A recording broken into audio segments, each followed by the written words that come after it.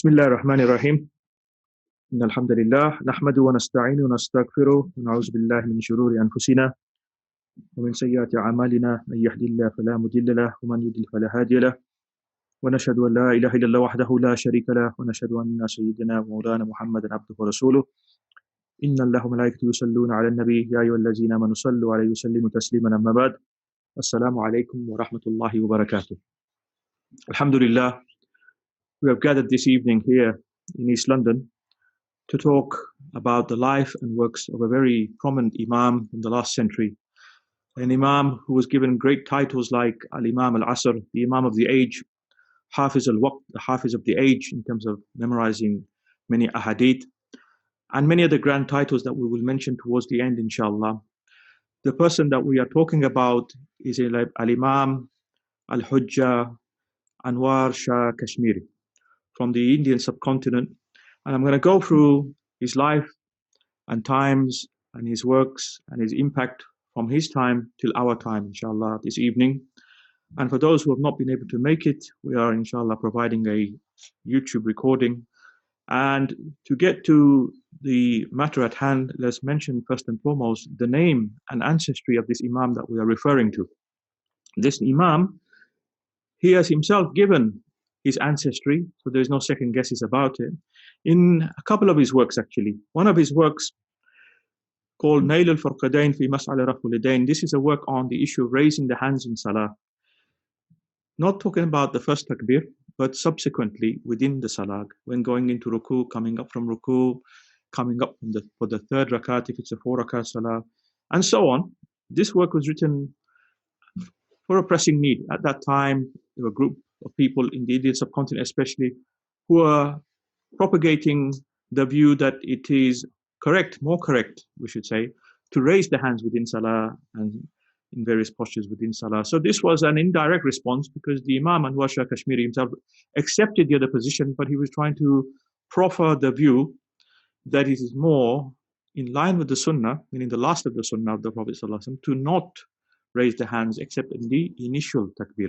So this was a book that he wrote in Arabic language, and not, you can see, not for the masses who could not read or speak Arabic in the Indian subcontinent, but for the scholarly classes.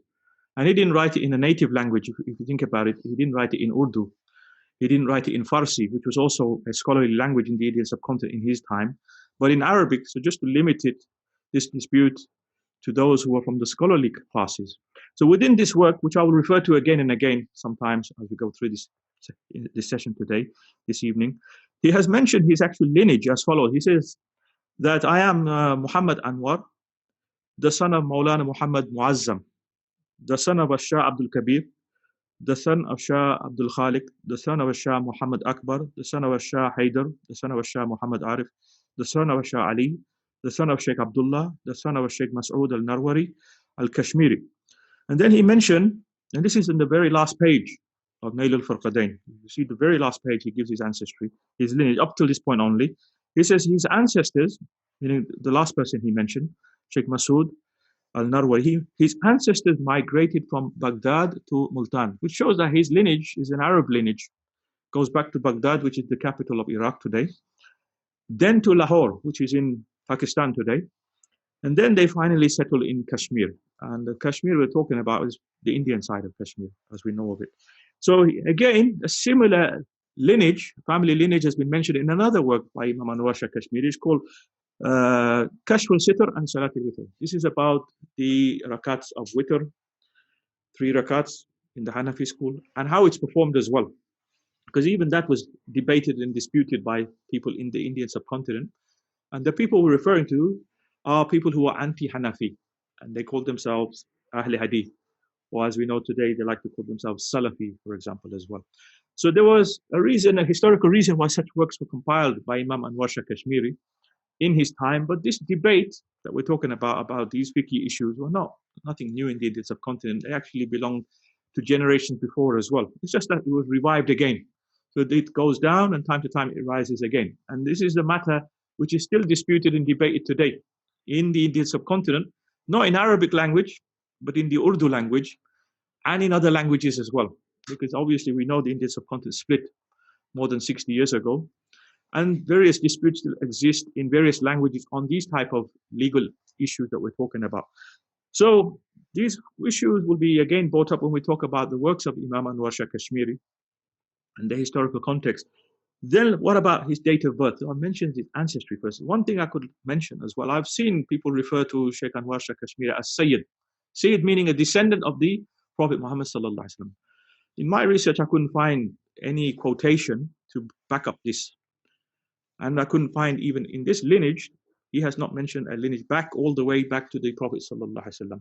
Because usually people who are noble Sayyids, descendants of the Prophet sallallahu alaihi wasallam, can, especially if they're prominent scholars from a scholarly family, usually link themselves all the way back to the Prophet sallallahu alaihi wasallam. So he hasn't given a lineage back, and I'm not sure where this title of Sayyid came from.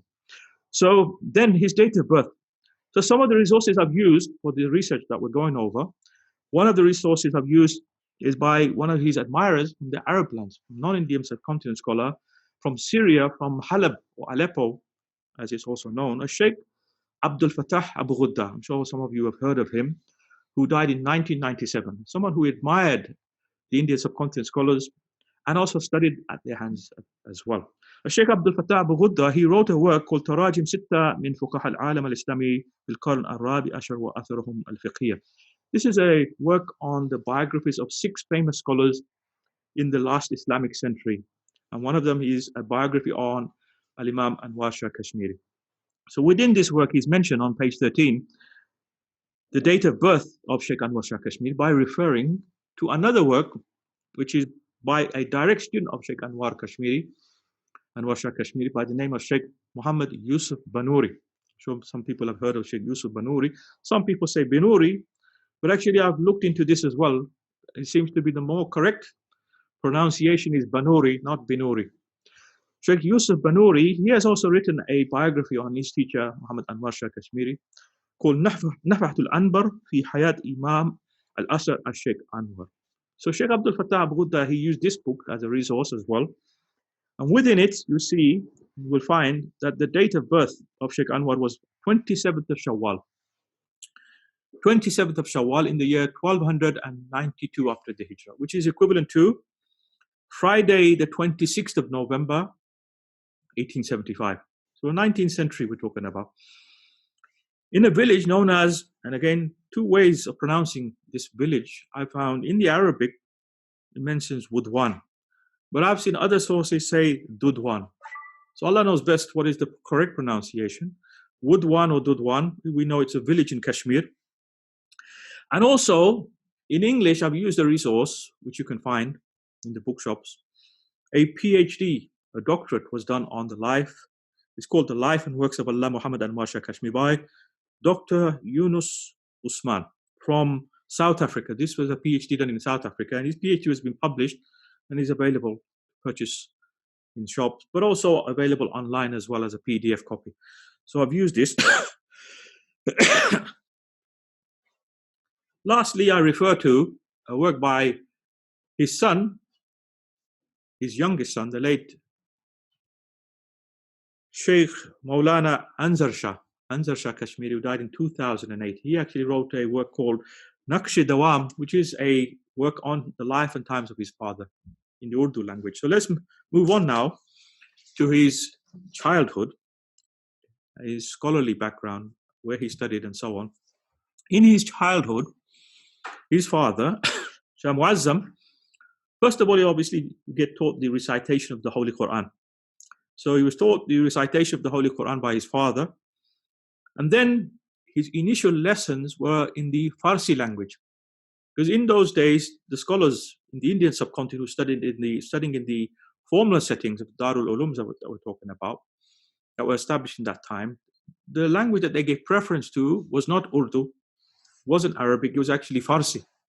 It was actually Farsi, and that was a language that even people used to write in, the scholars I'm talking about. If it wasn't Farsi, it would be Arabic, and Urdu was less prominent, became more prominent in the 20th century, we can say. So after completing his Farsi studies, then he studied Arabic grammar. Shaykh Anwar Shah studied Arabic grammar, fiqh, Islamic jurisprudence, and then usul al-fiqh. Principles of Islamic Jurisprudence, under whom Maulana Ghulam Muhammad Rasuni Pura, that's one of his teachers, which I've not been able to find much detail about. And this has been mentioned again by his prominent student, Shaykh Muhammad Yusuf Banuri, in the introduction to one of Shaykh Anwar Shah Kashmiri's books called Mushkilatul Quran, which I'll talk about a bit more in detail soon.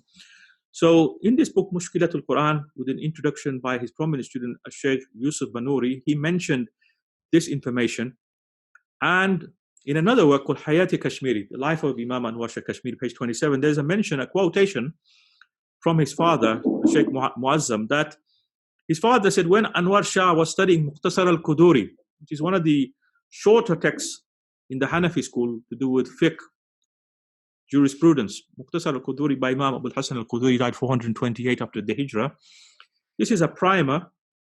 Within this book, obviously like a codification of early Hanafi laws.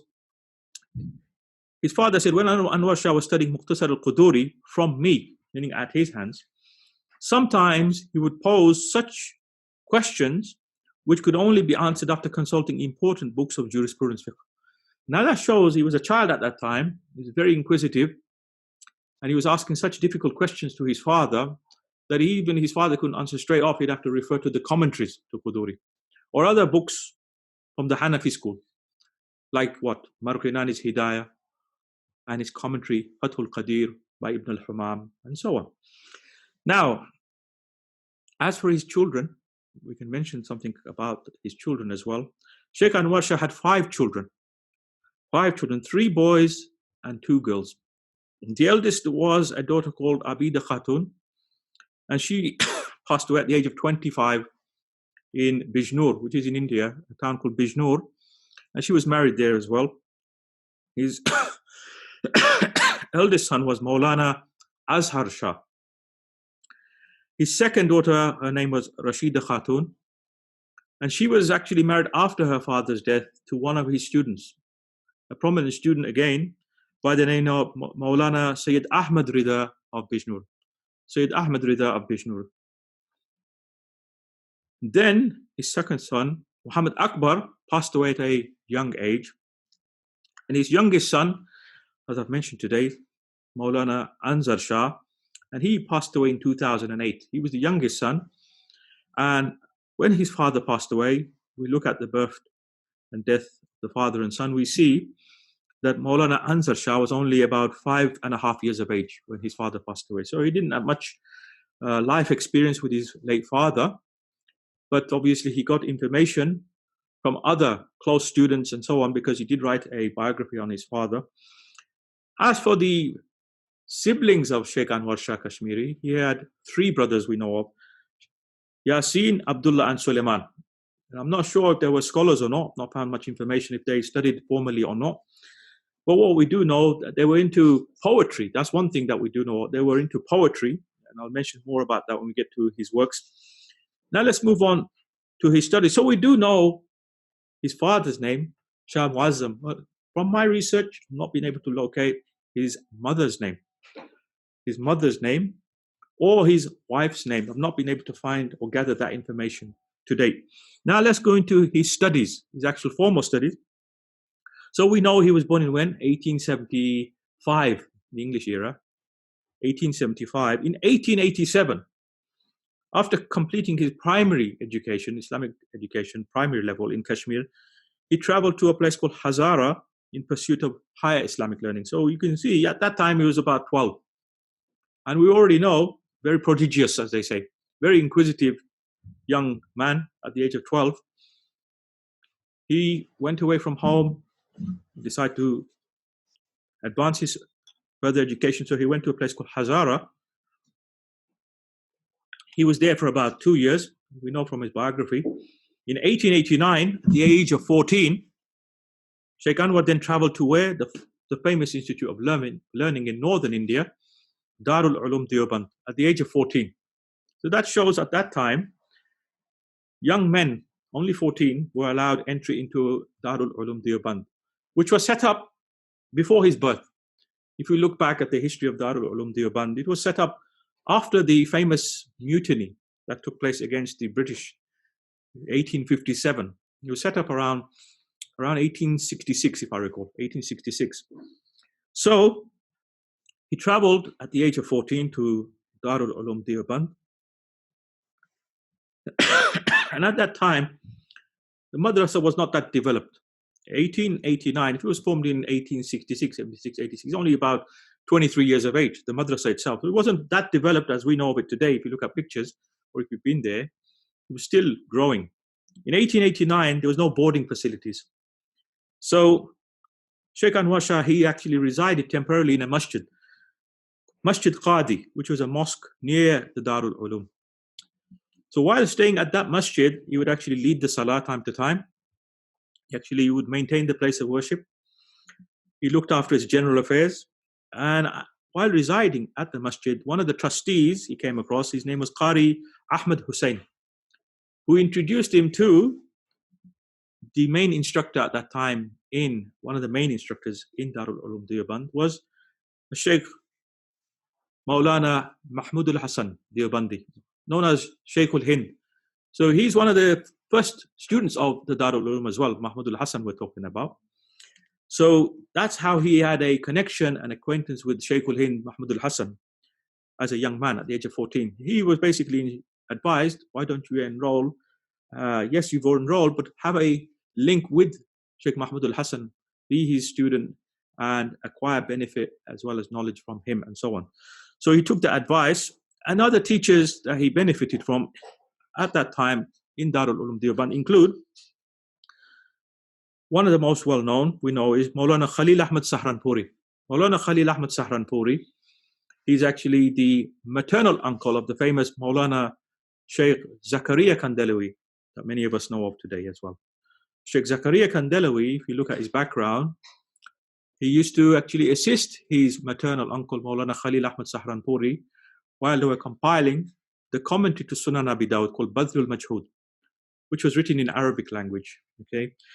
Another one of his teachers included Maulana Muhammad Ishaq al-Kashmiri and Maulana Ghulam Rasul. So these were teachers in the Darul Ulum. And also, what did he study under Shaykh Mahmud al-Hasan? If we look at his background, we see he studied Sahih al-Bukhari, which is the most important book of Hadith, studied in the final year usually.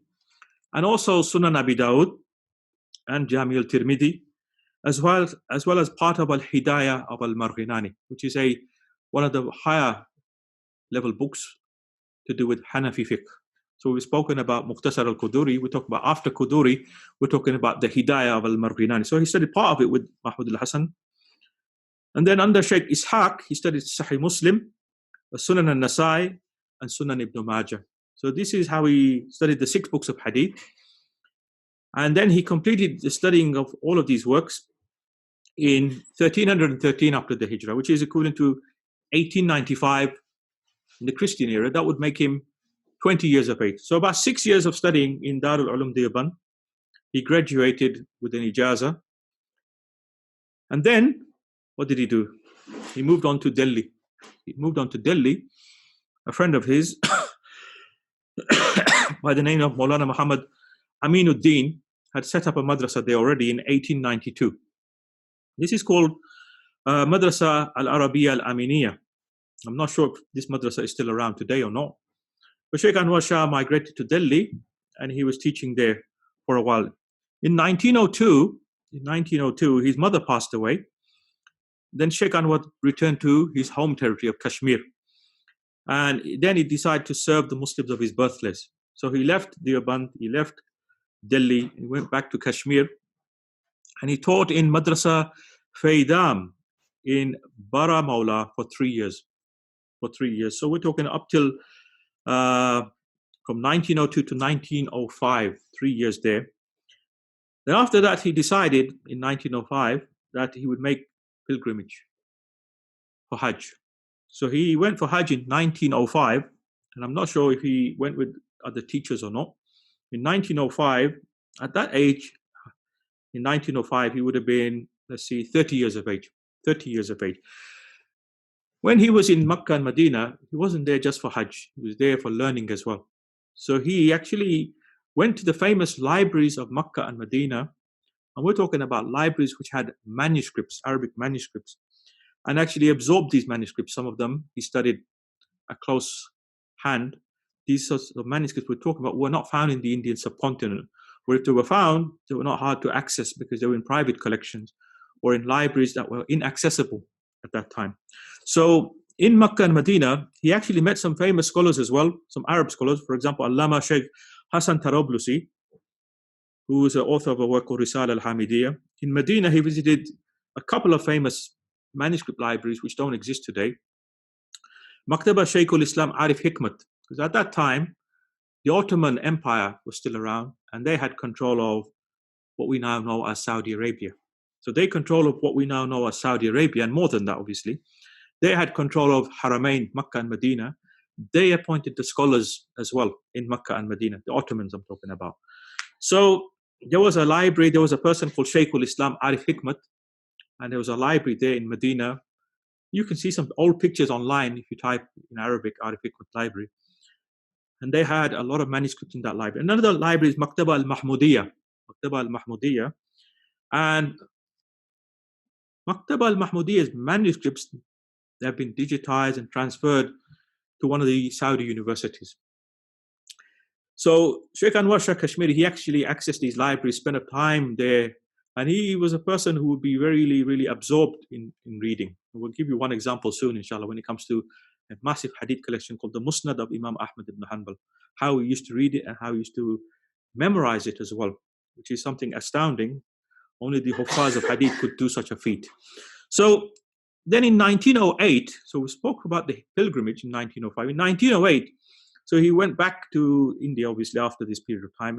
In 1908, Shaykh Anwar decided to migrate from Kashmir permanently to Medina al-Munawwara, 1908. So after about 3 years, his heart was set to migrate to Medina. But before he decided to go there, he visited his teacher again, Shaykh Mahmud al-Hasan in Deoband. Okay. Shaykh Mahmud al-Hasan said to him, no, you should stay in India. You should teach in Darul Ulum Deoband. So he was convinced to stay, and then actually that increased his name and fame, if you think about it, because this is the period that we know him more famously from. Why? Because a lot of students then came to study under him in Darul Ulum Deoband. So he was given the position to teach hadith and some other literature as well. So he started teaching in Darul Ulum Deoband, and he was tasked to teach what's Sahih of Imam Muslim, Sahih Muslim, and Sunan of Nasai, Sunan of Ibn Majah. Then his teacher, Mahmud al-Hasan, he was involved in politics, because at that time, as we know, there was a lot of political upheaval as well. And Muslims wanted independence from the British. And also other issues were going on within the Indian subcontinent. We're not going to go into that. So Mahmud al-Hasan was quite a political activist. He had to leave. He left India, and eventually he was jailed by the British on an island called Malta, which is in southern Europe, Malta, between 1915 and 1920. And if you look at his life and time, you see he was also tortured as well on that island, Malta. So these were the books that he taught. After his teacher left, he was actually given more books to teach. When Mahmud al-Hasan left, he was asked to teach Sahih al-Bukhari, Sunan Abi Dawud, and Jami al-Tirmidhi. So if you look at it, the Shaykh Anwar Shah Kashmiri, he was in a unique position. He was teaching how many books? All 6 books of hadith. You don't get many teachers in any madrasa. You think about it. In this island, the British Isles, have you heard of any teacher teaching 6 books of hadith? Even in the Indian subcontinent, it's very rare that you're going to get one teacher teaching all 6 books of hadith. You'll be assigned to different teachers. And even if you were given one book, usually they don't give the whole book to you. You'll be assigned parts as well. So imagine that they had great confidence in him, his teachers, that this person was still relatively young. In 1908, we're talking about someone in his 30s, because he was born in 1875. In his 30s, he's teaching 6 books, which means he was very astounding as a young man in terms of scholarship and in terms of what? Most importantly, profound memory. Profound memory. Because without having a very strong memory, it's not easy to teach 6 books of hadith to many students as well.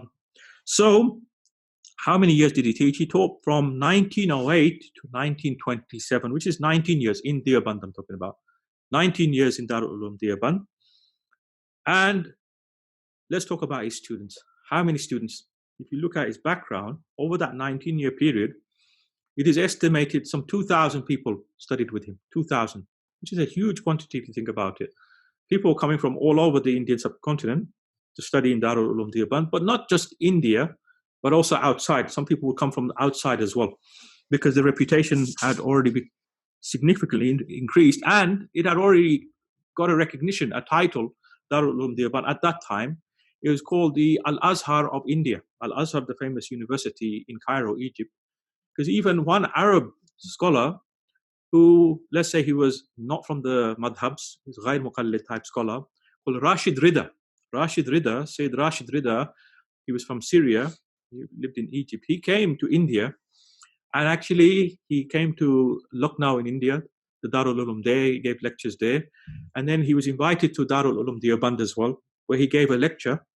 And Shaykh Anwar Shah Kashmiri actually gave a lecture in front of him, going through what this madrasa stands for. Okay, this lecture in Arabic has been recorded by his student as well, one of his students, Sheikh Yusuf Banuri. And this lecture I'm talking about has been translated into English. You can find it online as well, the complete lecture. Okay, so we know he had about 2,000 students.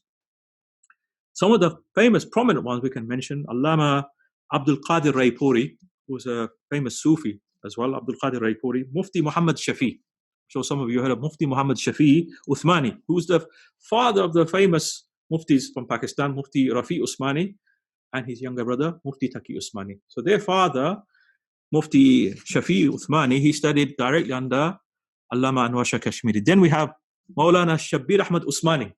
Maulana Shabbir Ahmad Usmani, if you know anything about his background, when India split into East Pakistan and West Pakistan, the person who was given the title of Shaykhul Islam in West Pakistan was Shabbir Ahmad Usmani. Shabbir Ahmad Usmani. And he's also a person who wrote a commentary on Sahih Muslim called Fathul Mulhim. So Shabbir Ahmad Usmani, then we have Maulana Manazir Ahsan Jilani, who's also quite well known. Maulana Muhammad Idris Kandelawi is quite well known. He has a commentary, I think, on Mishkat as well, Mishkat al-Masabi in Arabic. Maulana Badri Alam Miroti, Maulana Yusuf Banuri, that I've mentioned a few times today. Mufti Atikur Rahman, Maulana Manzoor Nu'mani, who's well known as well. Qari Muhammad Tayyib, who became the rector or principal of the Darul Uloom in later times. And Maulana Sayyid Ahmed Rida Bijnouri, which I've mentioned today, who became later after his death, after Anwar Shah Kashmiri's death, we're talking about his son-in-law, okay, and one of the people who wrote Sahih al-Bukhari Ahsan, the dictations of Shaykh Anwar Shah Kashmiri, which I'll mention soon, inshallah. Maulana Muhammad Chirag, Maulana Siddiq Najib Abadi, and many others. And at this juncture, I can mention that my own grandfather, late grandfather Muhammad Asadur Ali, he also studied in Darul Uloom Deoband in the 1920s, was also one of the students of Maulana Anwar Shah Kashmiri as well. Just one link away from Maulana Anwar Shah Kashmiri. And then he moved from Deoband to a place called Dabel, which is in Gujarat in India. Why? Because there were some issues going on in the management structure in Darul Uloom Deoband in 1927. So Maulana Anwar Shah Kashmiri decided to move to another madrasa in Gujarat, and a few other teachers also left in 1927 alongside him. So this was a time where there was actually some issues about defending Islam from the dawah of a new sect within India. The new sect that I'm talking about is the Qadiani sect, or they like to call themselves the Ahmadiyya sect, okay? And they call themselves Muslims as well. So they had caused upheaval already a few decades earlier, about in the 1900s or 1890s, but they were growing, their influence was growing and spreading as well. And so there needed to be a response. So Shaykh Anwar Shah Kashmiri, he wrote a few works to answer their beliefs, their false beliefs, and so on. So let's go back. He moved to Dabel in 1927, and alongside him, Maulana Shabbir Ahmad Usmani, Maulana Badri Ali Miroti, Maulana Siraj Ahmad, Maulana Saifur Rahman, they too left Darul Uloom Deoband and decided to actually base themselves in Dabel in Gujarat. So this actually produced some benefit, if you think about it, for Maulana Anwar Shah Kashmiri, because from that period, actually his literature started to be produced as well. Why? Because there was a publication house in Gujarat called Al-Majlis Al-Ilmi that decided to take an interest in his literature and propagate his literature as well.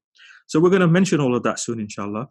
So Sheikh Anwar, he was there from, I'm talking from 1927 to 1932. That's a 5-year period. So in 1932, he fell ill and he decided to go back to Deoband. Okay, this was his last year there. So he actually passed away the year after, in 1933, 2nd of Safar, which is 1352 after the Hijrah, which is equivalent to 27th of May 1933. So he fell ill, and the following morning, Maulana Abdul Ahad, the teacher at the Darul Uloom, and Mufti Muhammad Sharif, they gave him the ghusl before Salatul Janazah. And after the Zuhr Salah, his Janazah funeral prayer was performed by Maulana Asghar Hussain. So at the time of his death, he was relatively young, if you think about it. He was only 58 years of age, but very productive in utilizing time. So even before his time, you had some prominent scholars whose lifespan was not very long, but their output, their productivity was very high. For example, before him, Maulana Abdul Hayy al-Laknawi from India, 19th century. If you look at his background, if I recall, he was only about 39 years of age. He also fell ill and passed away at the age of 39. And he produced about 100 works to his name in Arabic and in other languages as well. Maulana Anwar Shah Kashmiri, he was very productive with his time, and his output was quite significant for his 58 years. And if he had lived, if you imagine, if he had lived for another 20 or 30 years, you can imagine his output probably would have been far more. And Allah knows best. So what about his character? His outward character is mentioned about him that he was of medium height. He had a strong build. He had a thick beard which covered his entire face. His forehead was broad and he used to wear a turban. He was simple in his manners, honest in his dealings and humble in nature, eloquent in speech and an ardent follower of the prophetic sunnah. Now, if you do a Google search or people circulate as well, time to time, you'll see, actually, there's 2 famous pictures I've seen online. You know, one side facing you will see with a very full beard, with a white turban, I think, black and white photo. And as I've said, he was 58. But if you look at that picture, it looks like someone much older than 58. And it's very doubtful that's his picture. And there's another picture that Google algorithm shows up as well. It's a front-facing picture. Okay, again, it's very doubtful that's him. And there's another picture I saw, it was tweeted on Twitter by an Arab called Hamza al-Kattani, Kattani family in Morocco. And he had a picture and he was saying, this is Anwar Shah Kashmiri in the middle on the front line. And next to him is these Kattani scholars. One of them is Makki al-Kattani, who lived in Syria. And again, it's doubtful. It's again doubtful because if you know the ulama of Deoband at that time in the Indian subcontinent, they were quite anti-photography. The only time they would allow photographs was when it was for ID purposes, like traveling and you need a passport and so on. They weren't usually posing and sitting in front of audience taking photos. Ulama of Deoband. Maybe others were okay with it, but they were quite strict at that time. Even footage of the Hajj, I'm talking about, his student, Shaykh Yusuf Banuri, he has a fatwa, I've read it myself. They didn't even allow video footage of the Hajj to be taken because they were saying it's sacrilegious. It's actually not right to show the Hajj in this way and so on. So their thinking was much more different from the way we think today. Today's everything is videoed and photographed and people want to pose and so on. This is a different generation, different way of thinking, completely different from the earlier times, just a few decades ago, where those scholars were trying to live in this world like a real stranger. They didn't want name or fame and glory and people following them. They were humble, if you think about it. So they like to shun the worldly life, which is really the way of the early scholars as well. The real pious scholars of the earlier generations, early Muslims, they didn't want that limelight. Okay, so let's move on. So to conclude, I don't think any of these photographs out there are Sheikh Anwar Shah Kashmiri's. Okay, and let's talk about his scholarship. Sheikh Anwar, as I've said, he had insightful knowledge of various branches of Islam.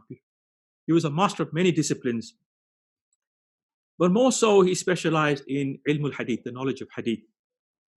So we do know that he was an authority on the Quran. He had mastered the Arabic language. He's very eloquent in the Arabic language. He could write poetry in Arabic and in Farsi.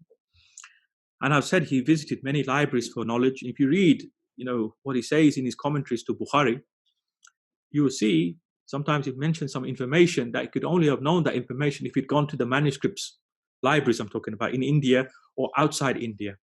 So this type of nuggets of knowledge you can't mention to your students in Durus unless you've actually visited some of these libraries.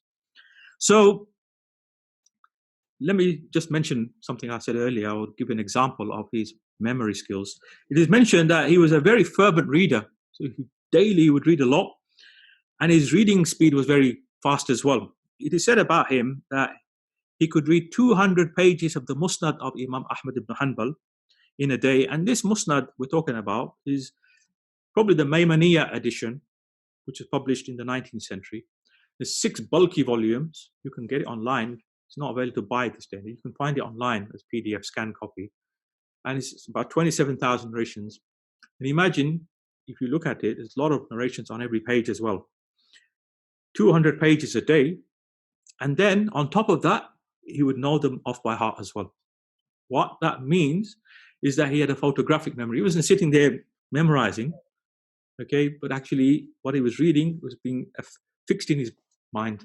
This is what we call a photographic memory, okay. So while teaching, he would quote the hadith from this work, meaning the Musnad of Ahmad, without having to even open it. He can read just one time reading. He could mention the hadith in his classes, that this is hadith in the Musnad of Ahmad from this Sahabi with this wording and so on. So he also managed to read the entire Fathul Qadir. Remember I mentioned earlier, his father, Shah Muazzam, mentioned that his son, when he was teaching him Quduri, he couldn't get him answers from just Quduri. He was that inquisitive. His father would have to refer to other books like Fathul Qadir, Commentary on Hidayah. Fathul Qadir is a large commentary by Imam Kamaluddin ibn al-Humam from Egypt, 9th century, died 861, which he himself didn't finish as well. He couldn't finish it in his lifetime. But if you've seen it, it's multi-volume work. He read the whole of Fathul Qadir in 20 days, and it's a big work. And not just that, he didn't need to physically consult this work whenever he was asked to shed light on the various issues that were discussed in it. So again, this is evidence of a photographic memory. Okay, so who actually attested to that? His very own students. So we have an account from one of his students, Shaykh Sayyid Sulaiman Nadwi, died 1953. He considered Shaykh Anwar Shah to be a Hafiz of Hadith. If you know the definition of Hafiz of Hadith, one definition is someone who knows 100,000 hadiths by heart. We can say that he must have known, because he was teaching 6 books of hadith, the 6 books of hadith by heart, at least, to be reckoned. And don't forget the Musnad of Ahmed ibn Hanbal. If you get the 6 books of hadith, there's about 30,000 hadiths in there. Musnad Ahmad is about 27,000 hadiths. If you add that, we're talking 57,000 hadiths. 57. What about other books of hadith that they had in the Indian subcontinent at that time? Shama'il of Tirmidhi, the Muwatta of Imam Malik, Muwatta Muhammad bin al-Hasan al-Shaybani, Shar Ma'ani al-Athar of Imam al-Tahawi, Shar Mushkil al-Athar of Tahawi. These were the books that were taught in India at that time. If he's memorizing these books, then he would have reached the rank of being a Hafiz of Hadith as well. So that's one of his students, Shaykh Sulaiman Nadwi, saying this about his teacher. Another student, Shaykh Muhammad Idris Kandelawi, also praised his powerful memory, and I'll mention that later on when we're talking about praise on the state of Shaykh Anwar Shah Kashmiri. Now let's talk about his literary output, meaning his works. So besides his literary output, he was actually doing dawah as well. He was doing tabligh to actually defend the status of Islam, as well as refute allegations made against Islam by the people living in the Indian subcontinent at that time, and new groups that arose, new sects or new religions that arose, and so on. So I've mentioned already today, most of his works were published under the auspices of Majlis Ilmi in Abul. So when he moved in 1927, there was some benefit as well, because this organization decided to start publishing his works. So this organization was actually established in 1929. So 2 years after Sheikh Anwar migrated to Babel. And its aim was to gather as many of the works of Shah Anwar Shah Kashmiri and publish them and distribute them for wide readership. So this organization, it was headed by Maulana Sayyid Ahmed Rida Bijnouri, one of his students, and then another one of his students, Muhammad Yusuf Banuri. They actually ran this academy until it was transferred to Karachi in 1946. Okay, Sheikh Yusuf Banuri actually migrated to Karachi, and that's where he settled. He set up an institute, and he passed away there as well. As for Sheikh Ahmed Rida Bijnouri, I'm not sure where he passed away. So let's have a look at his literary output.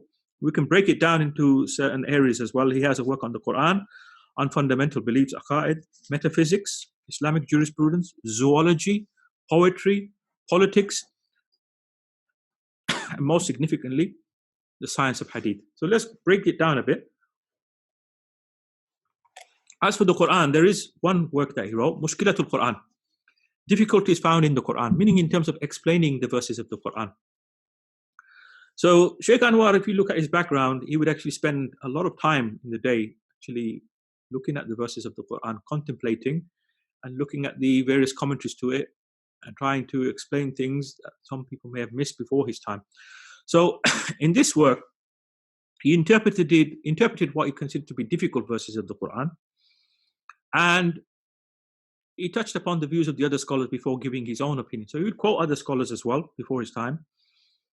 And he discussed about 190 verses of the Quran, which in his opinion needed to be further explained, meaning maybe other scholars have touched upon them, but not enough detail was given in his view. So 190 verses he selected. And in this work, he didn't just stick to one language. He actually used Arabic, Urdu, and Farsi as well. So 3 languages. This work was reorganized by Majlis-e-Ilmi in Babel.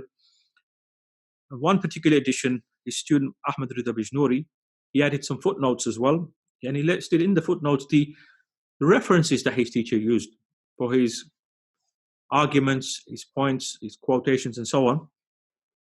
So this was published in 278 pages, this edition. Later on, it was edited again, published with a 48-page introduction by his student, Sheikh Yusuf Banuri. And this edition was printed in Delhi in 1937. And in 1996, there was another edition published by Majlis-e-Ilmi in 448 pages, probably down to modern typesetting and footnotes and so on. So this is probably the edition that we've got out there today, the 1996 edition, and it will be a bit harder or rare to find the earlier editions. So this is the only work I found that Sheikh Anwar Shah Kashmiri did upon the Holy Quran. Secondly, on metaphysics. What is metaphysics? It's a branch of philosophy. Okay, branch of philosophy focusing on what is reality and how the universe began. What is reality and how the universe began. So he has a few works on this issue. One of them is called Darb al-Khatim ala Hudus al-Alam, final decision on the creation of the universe. We're talking about the universe, how it came to be, but actually also an answer to atheists and the communist ideology, which was actually spreading. Because if you look back, this was written in 1926, and a few years earlier, what happened was the First World War, 1914 to 1918. And if you look back at that period, 1917, the communist revolution took place in Russia, 1917. And communists are essentially atheistic in nature as well. So they were spreading atheism, and this reached the Indian subcontinent. And so there was a need to answer these types of views that were circulating at that time. And people were being influenced by atheistic ideology in some of the Indian universities, institutions, and so on. So this work actually was written in poetic Arabic, 400 stanzas, they say, when you're looking at poetry, or 400 couplets in Arabic, pure Arabic. And in its introduction, he mentioned that it would make use of modern scientific and old philosophical arguments in order to prove his case. This work was published by Majlis-e-Ilmi in Karachi in 1962. So I'm not sure if there's an earlier edition, but in 1962, there was one edition. Then we have a work called Mirkatul Tarim li Hudut al-Alam, proofs leading to the creation of the universe. Like the previous work that we mentioned, this book was actually a further elaboration on the creation of the universe. This one was in 62 pages. It was written in 1932, while Shaykh Anwar was in Dabel, while he was teaching there. It was again published by Majlis Ilmi in that same year, in 1932. In 1938, Maulana Yusuf Banuri presented a copy of this book, the one I'm talking about now, Mirkat al-Tarim, to the Shaykh al-Islam of the Ottoman Empire. Okay, Shaykh al-Islam of the Ottoman Empire, Sheikh Mustafa Sabri, who was a very skilled scholar on philosophy and mantiq, okay, logic, and he has written a work to do with these types of issues as well in the Arabic language. Sheikh Mustafa Sabri, he had to migrate to Egypt because of what had happened in Turkey. You know, the Caliphate was abolished, and Ataturk had become the ruler of, as we know it, modern Turkey. And these people was spreading a extreme form of secularism, okay, and they were anti-Islam as well. Okay, they even changed the Arabic script to what we see now today, using the Roman script, you know, in Turkey we're talking about. So Sheikh Mustafa Sabri, he migrated to Cairo, Egypt. And Sheikh Muhammad Yusuf Banuri, he moved to Cairo for a while as well. In 1938, he came across Sheikh Mustafa Sabri, and Sheikh Mustafa Sabri's deputy as well in the Ottoman Empire. Okay, his deputy was Sheikh Muhammad Zahid al-Kawthari. Sheikh Muhammad Zahid al-Kawthari. So he presented this book, Sheikh Yusuf Banuri, the one I'm talking about, Mirkat al-Tarim, to Sheikh Mustafa Sabri, who looked over it and he was very impressed with it. So he praised Sheikh Anwar Shah Kashmiri and his knowledge and so on for what he wrote in this 62-page work, which is a short work as well, if you think about it. Then we'll look into Aqa'id. So Sheikh Anwar Shah Kashmiri, as I said, he was a defender of the deen. Okay? He was a defender of the deen, and the ideologies that were circulating in India, he decided to answer. So we've talked about answering atheists, answering false philosophy, answering secularists, and so on. So in terms of Aqa'id, fundamental beliefs, he wrote a short work called Saham al-Ghaib fi Kawad Ahl al-Ghaib. This is in Farsi language, enlightening the skeptics about the unseen, meaning about ilm al-Ghaib, knowledge of the unseen matters.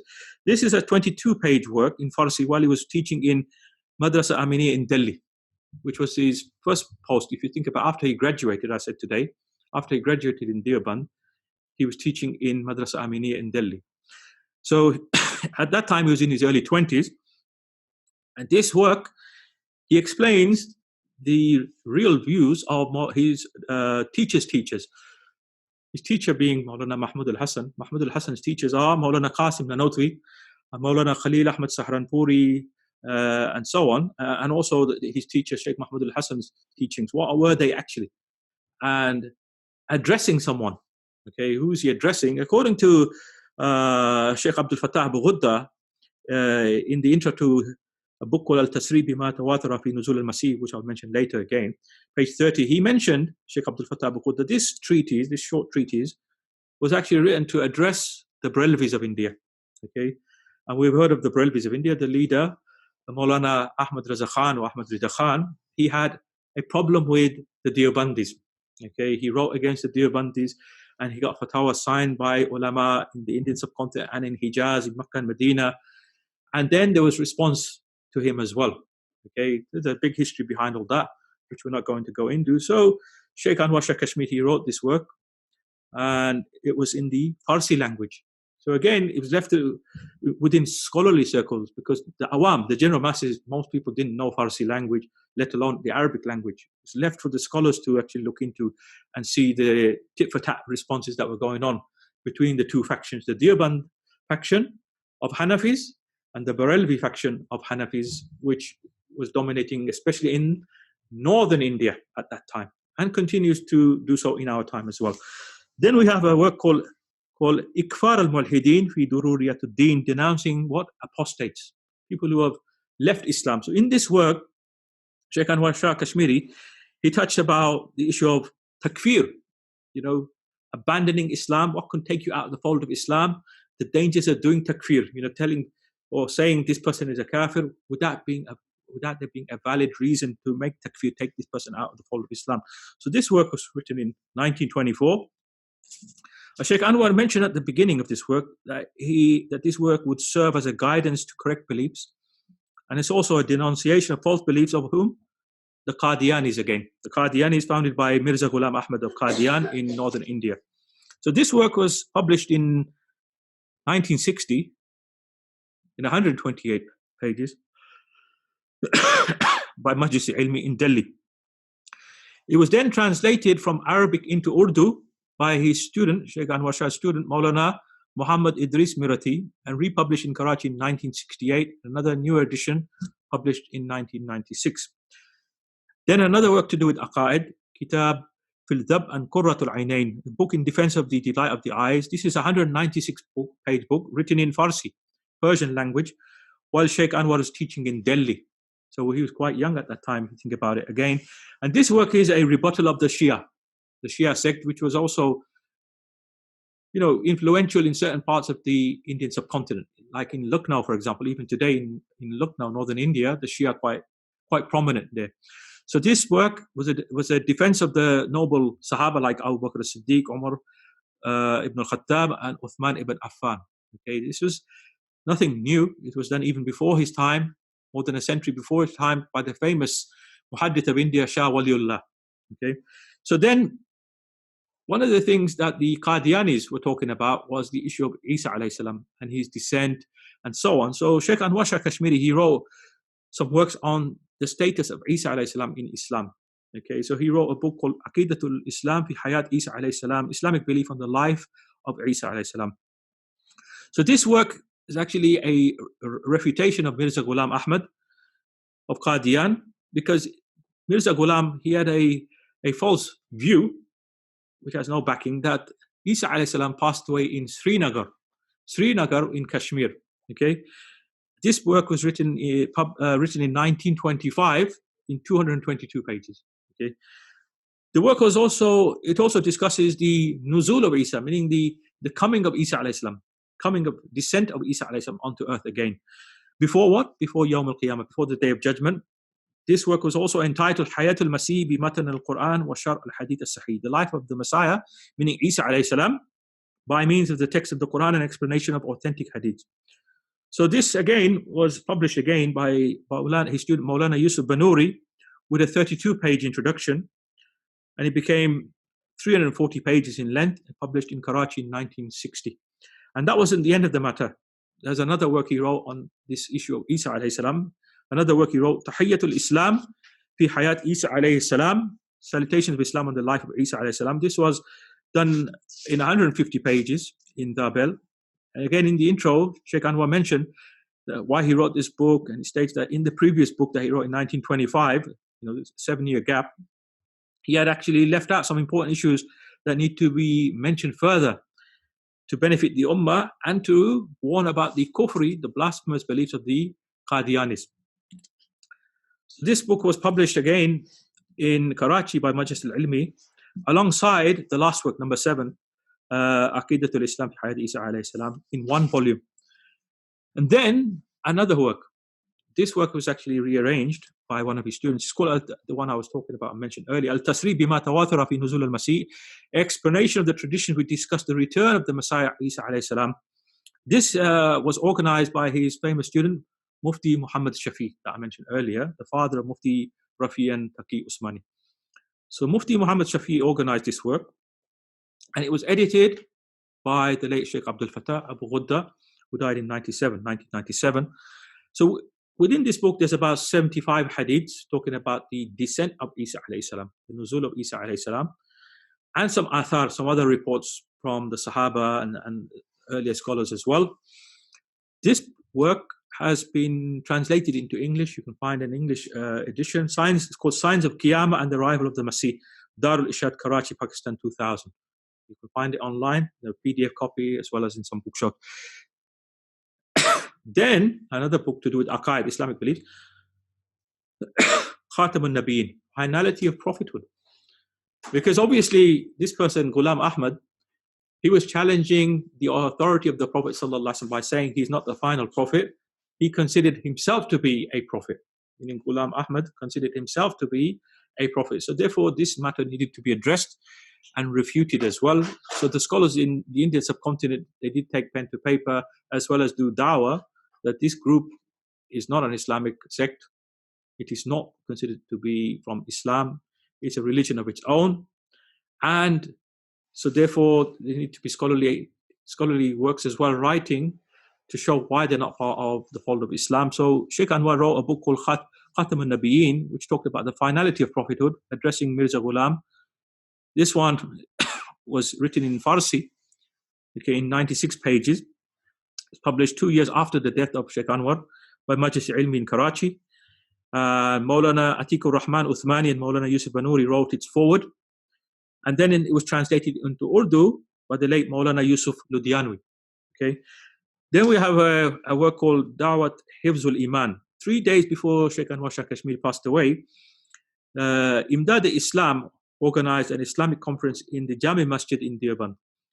Now, the proceedings began after the Friday congregational prayer, but due to ill health, the Shaykh could not attend. Shaykh Anwar Shah couldn't attend. So he then requested that his Urdu paper entitled Dawat Hifzul Iman be read out instead to the participants. Now, this work we're talking about, it was published later on in Imdad Islam, and Juman published the manuscript after the Shaykh's demise through Medina Press in Bijnoor. So this is something which is rare. You can't usually find it nowadays. Then we're talking about his works to do with fiqh issues, Islamic jurisprudence and its hadith-based evidences. So Allama Anwar Shah Kashmiri himself is on record as saying that jurisprudence, fiqh, is the most difficult of all Islamic sciences. Some may disagree. Some will say actually the other sciences that he was writing on, things to do with metaphysics, things to do with philosophy, mantiq, logic, and so on, are more difficult usually for a lot of people. So Shaykh Anwar Shah found those areas easy. He's saying here that actually fiqh issues are harder to deal with, because to actually give a profound ruling, you'd have to reach a certain level of what's known as ijtihad. So Shaykh Anwar Shah Kashmiri said, jurisprudence is the most difficult of all Islamic sciences. I have established my opinion in all of the Islamic sciences except jurisprudence, meaning he wasn't usually giving fatwa or doing ijtihad. For I do not have the power and ability to judge in matters of inference, meaning ijtihad. So he didn't consider himself to be a mujtahid. And he said, Shah Abdul Aziz, the son of Shah Waliullah, and Allama Shami, meaning Imam Muhammad Amin ibn Abidin from Syria, were contemporaries, meaning they lived at the same time. But in jurisprudence, Shah Abdul Aziz is superior to Allama Shami. However, Allama Shami's knowledge of juristic detail, juz'iyat, surpasses that of Shah Abdul Aziz, and Allama Shami had much more juristic sources to cite as well. So this is mentioned in Malfuzat-e Muhaddith Kashmiri, page 248.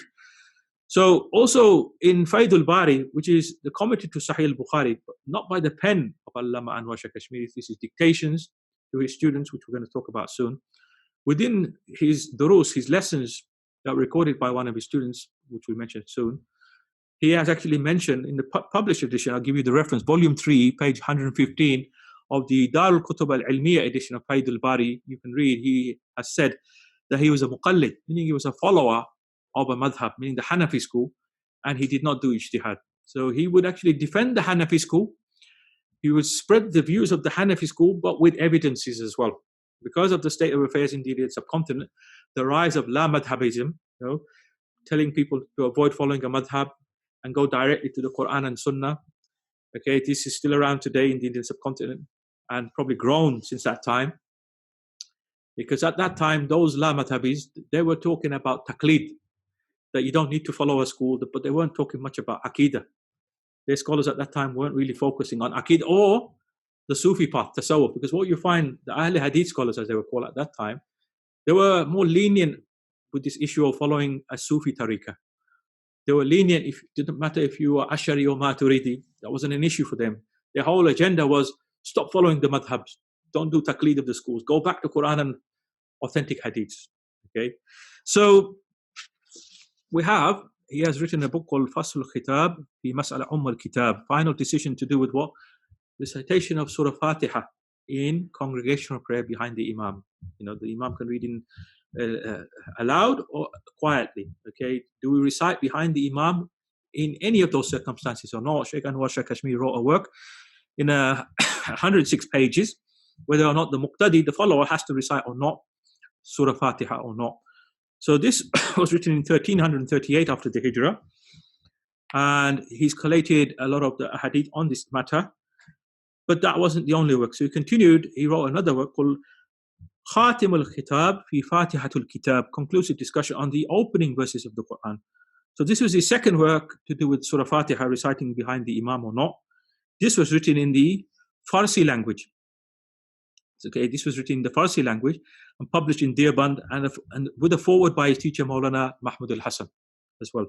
Then we have another book by him called Al-Nur al-Fa'id ala Nazam al-Faraid, Abundant Light on the Arrangement of the Laws of Inheritance Division, meaning estate division. We know when someone passes away, who gets what of his wealth and so on. This was written in Farsi and it was written in poetic form. It had 192 couplets. And it was written in such a way that people could memorize it. So this book was published by one of his students, Maulana Fakhruddin Ahmed Muradabadi, in 1936. Then, the first work I mentioned today, right at the beginning, was Nail al-Farqadain fi Mas'ala Rafudain, the clarity on the ruling of lifting the hands in Salah. So this work, as I've said, Shaykh Anwar wrote to do with this issue of should we raise the hands in Salah or not. This book was written in Arabic and published in 145 pages, the first edition. It was published in 1931 while he was still alive, because he passed away in 1933. So it's published in Delhi, and you can find this edition online. It's been digitized online, but there is a newer edition, okay, which has not been digitized. You can buy instead. So in this work, he's gathered the evidences for and against this issue of raising the hand, and he has respect for the other position as well, because two of the madhabs, the Hanafi school, the Maliki school, the dominant position of the Maliki school, say that you should only raise your hands at the beginning of Salah. And the other two schools, the Shafi'i school and the Hanbali school, say that you should raise in other stages of the Salah.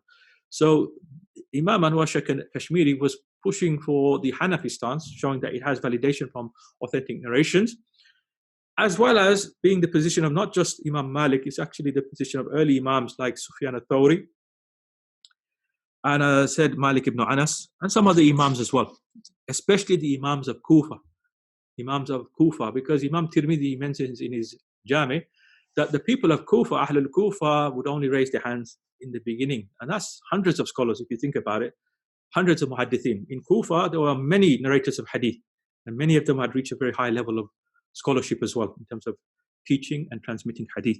So it's not just Hanafis, people today, it's only the Hanafis, they only do this, raise their hands at the beginning, but they forget to mention all the history. What about the early generations of scholars?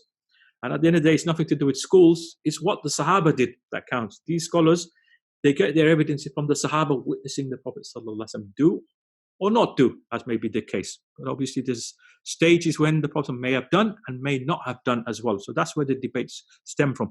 So after this, he didn't finish. He actually wrote an addendum, continuation of this Nail al-Farqadain. It's called Bastul Yadain, li Nail al-Farqadain. Also written in Arabic in 64 pages, published in 1932, so a year before Shaykh Anwar passed away. And again, it was published in 1996. I mentioned today, his lineage, his family lineage is mentioned in another work to do with Salat al-Witr. It's called Kashf al-Sitr and Salat al-Witr. This work was published in 98 pages in 1934, about a year after his death. And again, it's published in 1996. Now, let's talk, after this is to do with fiqh issues, and evidence is connected to the fiqh issues. He wrote actually on something called zoology as well. What is zoology? It's a scientific study of the animal kingdom. And this is not unusual. Actually, some other scholars of the past did actually write. So Shaykh Anwar Shah Kashmiri wrote a book called Khaza'in al-Asrar, Treasures of the Secrets. And this is actually his notes on Allama Kamaluddin al-Damiri's book. Kamaluddin al-Damiri died 808 after the Hijrah. He has a book, Hayat al-Hayawan, Life of the Animals, talking about the life of the animal kingdom, the names of many creatures. If I recall, more than 900 creatures have been mentioned, and special features of these creatures and where they live and what they eat and all sorts.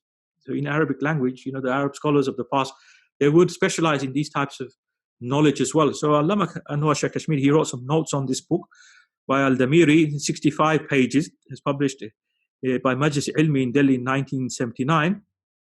Then it was actually translated into Urdu by Dr. Muzaffar al-Hasan Mangiri. It was published in Lahore by Idarat al-Islami Press. Allama Anwar Shah, I mentioned already today, he was into poetry. He wrote some of his works in poetical fashion as well. He was into poetry, as were his brothers. I've mentioned Yasin, Abdullah and Suleiman. which I've not been able to work out if they were scholars or not in Ilmi sciences, knowledge of Islamic sciences or not. But they were into Arabic, into Farsi poetry, especially his brothers. So some of the works of Shaykh Anwar Shah Kashmiri, as I've said, were written in Farsi and in poetic Farsi as well. So we find some evidence of his poems. One of the students, Qadi Zainul Abidin Sajjad Mirati, he had a collection of the poems of his teacher, Shaykh Anwar Shah Kashmiri, written in Farsi and Arabic. So a daily newspaper back in 1927 called Muhajir, dated 21st of December 1927, they published several of Shaykh Anwar Shah Kashmiri's poems, and some of his unpublished poems, the ones that were not published, they were praising his teachers. Okay, they can be found in Maulana Abdul Hayy al-Hassani's work, Nuzhatul Khawatir, which is an important work on the biographies of the famous Indian subcontinent scholars up till his time. Sheikh Abdul Hayy al-Hassani died, I think, in the 1920s. Who is Abdul Hayy al-Hassani? He's the father of the famous Shaykh Abul Hassan Ali al-Nadawi, who died about 20 years ago. Okay, in Lucknow, Hind. He was based in Lucknow in India. So Maulana Abdul Hayy's son we've mentioned. Other poems you can find in Naqsh Dawam by his son Maulana Anwar Shah Masoodi, page 251 to page 270. And also his student Shaykh Yusuf Banuri's biography of his teacher Shaykh Anwar, known as Nafhatul Anbar, page 176 to 216, you'll find some poems there. Shaykh Anwar Shah was also involved in politics time to time as well, because of the situation in India, and his own teacher, as I've said, Maulana Mahmud al-Hasan, was involved in politics for the independence of India from the British, as well as other teachers of Darul Ulum Deoband at that time. Who else we can mention? Maulana Sayyid Hussain Ahmed Madani as well. Okay, they were into politics, and obviously the politics they were involved in was to create the scenario where the British will eventually leave. So this did occur some decades later. The British did leave in the late 1940s, as we know. So he did make some speeches and some gatherings to do with the political situation in India. So he gave a lecture once in 1927. In 1927, in front of Jamiat Ulama Hind, which was founded in 1914. 1927 in Peshawar, which is in Pakistan today, Peshawar. And this speech was actually, you can find published in Naqsh Dawam by his son Maulana Anwar Shah, page 203 to page 210. Now let's move on to something more important, because the world knows him for more than what I've mentioned here, his contribution to Hadith literature. I'm not talking about the Indian subcontinent, I'm talking about the Arab world. How did the Arab world get to know of Anwar Shah Kashmiri? Through his writings to do with Hadith especially, okay? Or his dictations on Hadith, more specifically, I should say. Because the works that I'm going to mention now, they weren't penned by him. They were his dictations in classroom settings that were penned by his students, and he would then revise them, meaning they would be passed back to him and he would revise them mainly, most of the time. So let's go into this. So his student, Shaykh Yusuf Banuri, he mentioned in Nafahatul Anbar, page 48, that Shaykh Anwar Shah Kashmiri, he actually read some 30 commentaries on Sahih al-Bukhari. And you won't find 30 commentaries on Sahih al-Bukhari easily in the Indian subcontinent in his time. You would have to have traveled outside. As I said, he traveled to Hijaz, and he went into the manuscript libraries and he was intensely studying and reading these types of works. So he studied around 30 commentaries on Sahih al-Bukhari. And then if you ask the shuyukh of hadith in our age, can you name 30 commentaries on Sahih al-Bukhari? Most of them would not be able to. Most of them might be able to give you two names, Fathul Bari of Ibn Hajar al-Asqalani and Umdatul Qari of Imam Badruddin al-Aini, or Irshad al-Sari of al-Qastalani. Okay, and maybe a few more. Okay, but these are large commentaries, and these were the ones he had access to in the Indian subcontinent and would utilize in his lessons. So what we find that in his lessons on Sahih al-Bukhari in Deoband, and when he went to Dabel, what we find, he would explain the chapter headings in Sahih al-Bukhari. He would focus on the chapter headings in Sahih al-Bukhari. He would analyze each hadith thoroughly so as to unravel its legal implications, okay, and mention the views of the various madhabs. So he wasn't just pushing the Hanafi school. He was saying, look, Shafi says this, Malik says that, Ahmed ibn Hanbal says this, Sufyan al-Thawri says this, Dawood al-Zahiri says that, Al-Awza'i says this, and so on. The early Imams, he would mention what their positions were, but he would always try and focus on giving evidences for his school, the Hanafi madhab, and I've mentioned the reasons for that as well. Thirdly, identify the sub-narrators within the chains of transmission, the evidences that he provided besides Sahih Bukhari. He would look into the ruwat, as they say, the names of the narrators within the chains of transmission, asanid. And then, time to time, he would give the grading of the hadiths as well. You know, is this hadith sahih or hasan, or is it da'if, or is it mawdu, fabricated, and so on. So he would do this as well. And that was the way of the earlier masters of hadith. Like Ibn Hajar al-Asqalani, he would do this, and Imam Badruddin al-Aini would do this, and so on, in their commentary to Sahih Bukhari. So, his work on Sahih Bukhari, as I've said, it wasn't written by him. It's actually oral dictation. What we say in Arabic language, amali, plural of imla, dictation or dictation. They were actually recorded by one of his students called Badri Alam Mirati, who died in 1965 in Medina. 1965. Shaykh I mentioned before, Shaykh Abdul Fattah Abu Ghudda was one of the direct students of Maulana Badri Alam Mirati, and he met him in Medina while he was ill and so on. There's an account of their meeting online in English. It's been translated as well. So Maulana Badri Alam Mirati actually was the one who used to scribe the oral dictations of Maulana Anwar Shah Kashmiri. So this work was known as Faidul Bari ala Sahih al-Bukhari. So this was published in 4 volumes in 1938. 4 volumes in 1938. Okay, so this is after the death of Maulana Anwar Shah Kashmiri, passed in 1933. So we're talking about 5 years after his death. It was published, okay, and it was reprinted in Beirut in 2005 in 6 volumes by Darul Qutub Al-Ilmiya. So the better edition to get is the earlier edition, which is hard to get. It's out of print. But nowadays, if you can't find the original printed edition, I found it online. You can find it online as a PDF copy as well, for the original 4-volume edition I'm talking about. Then we have, this was in Arabic language, okay? This was written in Arabic language, and that's how, in 1938 onwards, Arabs got to know of Shaykh Anwar Shah Kashmiri, okay? And then we have an Urdu commentary, okay, by his student, written this time by his student, who became later on, after his death, his actual son-in-law after his death. We mentioned his name, Maulana Sayyid Ahmed Rida Bijnuri. And this one is called Anwar al-Bari Shar ala Sahih al-Bukhari. This one it was published in 8 volumes in Urdu. And again, it was revised, you know, Shaykh Anwar Shah Kashmiri, he looked over the manuscript and he revised it, you know, to say, this is what I did say and so on, or this is not what I said, or you misunderstood and so on. So there's 2 works on Sahih Bukhari, one in Arabic, one in Urdu. On Sahih Muslim, as I said, he taught all 6 books. On Sahih Muslim, his student Maulana Manazir Ahsan Jilani died 1956. He recorded the dictations of Maulana Anwar Shah Kashmiri on Sahih Muslim in Darul Ulum Deoband. Okay, the manuscript of this work was eventually lost, though. According to his late son Maulana Anwar Shah Kashmiri, Naqsh Dawam, page 10, he mentions that the manuscript was lost, and he doesn't mention if it was ever printed or not. So the manuscript, the handwritten manuscript, is lost. We don't know of it in existence anywhere today. And there could be another reason as well that I mentioned. On Sunan Abi Dawud, we have a commentary as well. One of his students, Maulana Siddiq Najib Abadi, he recorded Shaykh Anwar's dictations, notes, Amali, in the Urdu language. This was in about 1,000 pages, a manuscript handwritten in 1,000 pages, and it was called Anwar al-Mahmud. Anwar al-Mahmud, and it was published.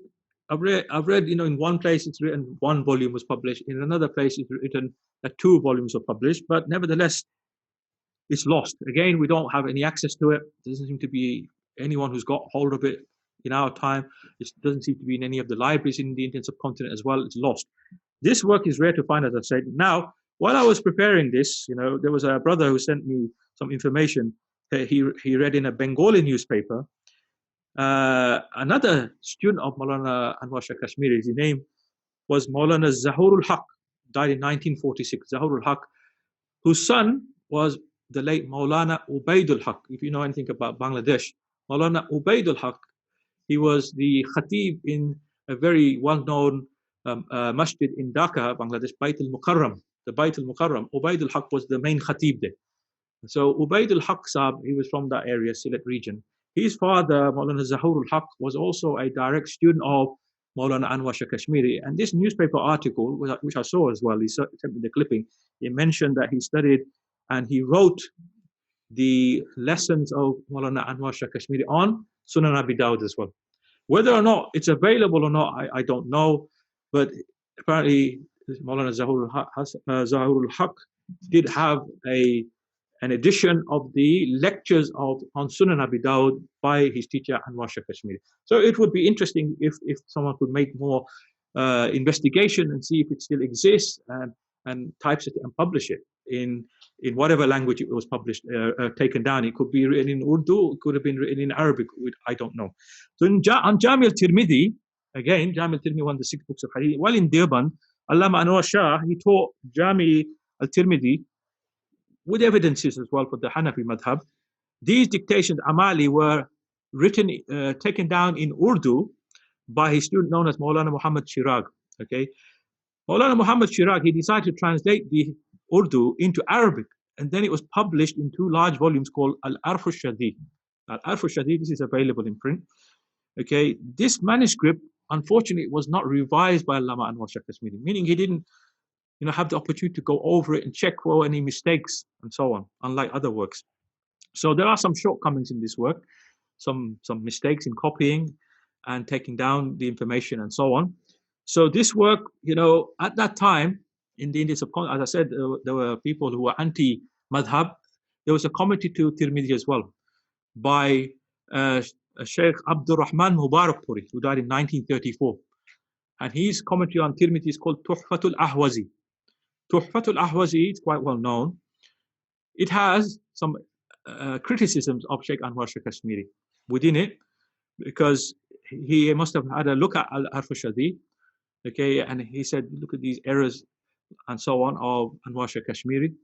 But if you actually read the intro to Al-Azhar, you will know that the work wasn't revised by Allama Anwar Shah Kashmiri. So therefore, any mistakes are not really Shaykh Anwar Shah Kashmiri's fault. His student's fault. The scribe was making some errors in copying the dictations, the oral dictations of his teacher. Okay, so Maulana Muhammad Yusuf Banuri, which I mentioned a few times today, was also a student of Shaykh Anwar Shah Kashmiri. He also wrote a commentary to Tirmidhi, Jami al-Tirmidhi, called Ma'arif al-Sunan, which he didn't finish as well. He managed to get up to Kitab al-Hajj, okay, and it's been published in 6 volumes. You can find that again online, digital copies, published copies available in bookshops. So within Ma'arif al-Sunan, Shaykh Yusuf Banuri, he responds time to time to Shaykh Abdul Rahman Mubarakpuri. Okay, so there is a response, a counter response. Okay, now on Sunan Ibn Majah, Shaykh Anwar Shah Kashmiri again wrote a short commentary on Sunan Ibn Majah, and I've read from the introduction to Faidul Bari, I have a few pages, introduction to Faidul Bari by his student Maulana Yusuf Banuri. He mentions that it was in the possession of Sheikh Idris Kandelawi, okay, the commentary to Sunan Ibn Majah, but it's got lost again. So we don't have any access to this commentary as well, unfortunately. So these are the commentaries, okay, on the major books of Hadith. Another work we can mention, which is also very famous, is a work called Athar al-Sunan by someone who lived just a few decades before Shaykh Anwar Shah Kashmiri passed away. His name is Shaykh Muhammad Ali Nimawi, passed away in 1904. Athar al-Sunan is a book providing evidences for the Hanafi school. It was written in the style of a work for the Shafi school called Bulughul Maram min Adillatul Ahkam by Al-Hafiz Ibn Hajar al-Asqalani. So Al-Hafiz Ibn Hajar is 1-volume work. He presents evidences which are for the Shafi school. So Imam Ibn Hajar has done that service for his madhab. So Shaykh Muhammad Ali Nimawi decided to do an equivalent for the Hanafi school. But again, unfortunately, he didn't manage to complete the work. He didn't have enough lifespan. He was quite young as well when he passed away to complete the work. It was published in 2 volumes initially. This book called Athar al-Sunan, he's got notes to it called At-Ta'liq al-Hasan, and then some more notes, small minor notes called At-Ta'liq al-Ta'liq. While he was composing this work, he actually passed on the manuscript to Maulana Mahmud al-Hasan to go over, review. Maulana Mahmud al-Hasan was too busy at that time because he was running Darul Uloom Deoband. What did he do? He passed it on to his famous student, Maulana Anwar Shah Kashmiri. So Maulana Anwar Shah Kashmiri, he looked at it, looked over it, and at the time he was very young as well, in his 20s, probably mid to late 20s, Maulana Anwar Shah Kashmiri, which shows again that his teachers had strong faith in their student being able to go over such works on hadith and commentaries to hadith and correct mistakes of people who were more senior in age than himself. So this work was revised by Shaykh Anwar Shah Kashmiri, published in 2 volumes, and the earlier editions you can find online as well. You see at the back, you'll find some praise on Shaykh Nimawi by Allama Anwar Shah Kashmiri as well, at the back. So this I just mentioned something I found on the internet. Muzammil Hussain mentions, you find it online, a quotation. The late Shaykh Abdul Fattah Abu Ghudda, in his biography of Allama Anwar Shah Kashmiri, which I mentioned today, Tarajim Sitta min Fuqaha, okay, he mentions that, quoting Allama Yusuf al-Banuri, who died in 1977, he said that Maulana Muhammad Zahir Ahsan al-Nimawi, died 1904, Allah have mercy on him, the famous hadith scholar, author of Athar al-Sunan, would seek assistance from the Shaykh, meaning Anwar Shah Kashmiri, with regards to the ambiguities of hadith, meaning some difficult parts of the hadiths.